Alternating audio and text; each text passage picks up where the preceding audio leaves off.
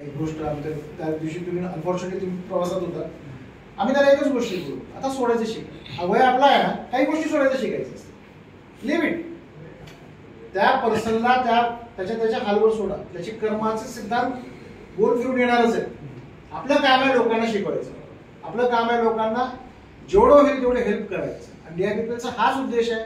आपण जवळपास सर हा संकल्प घेऊन चाललेलो आहे. जवळपास 35% जी काही रिक्रुटमेंट यानंतरची राहणार आहे, 35% टू 40%, 35 to 40% हा आपण टोटली फ्रेश पर्सनला आणणार. Totally fresh person.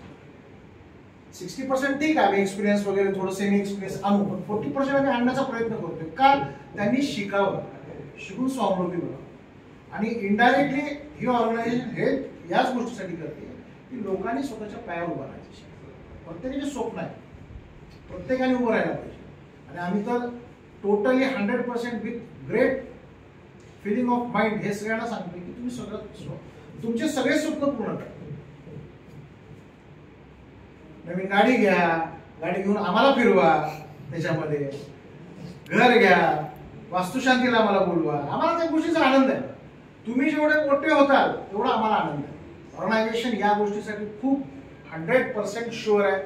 आणि मी आज ॲज अन CEO म्हणून मी माझा हा 100% तुम्हाला कमिटमेंट आहे की DIBPL मधून तुम्हाला डिससॅटिस्फॅक्शन नावाचा प्रकार आहे, मला सॅटिस्फॅक्शनच येईल.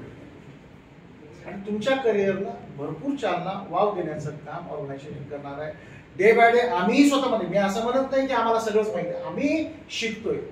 आम्ही नवीन नवीन काही ना काही आणण्याचा प्रयत्न करतो. त्या जे काही आम्ही नवीन आणू त्यासाठी तुम्हाला सगळ्यांचा आम्ही प्रवासात वाटेकरू बनवू. आम्ही तुम्हाला त्याच पद्धतीनं पुढे घेऊन जाण्याचा प्रयत्न. आता माझा हा पुढची कन्सेप्ट ही होती की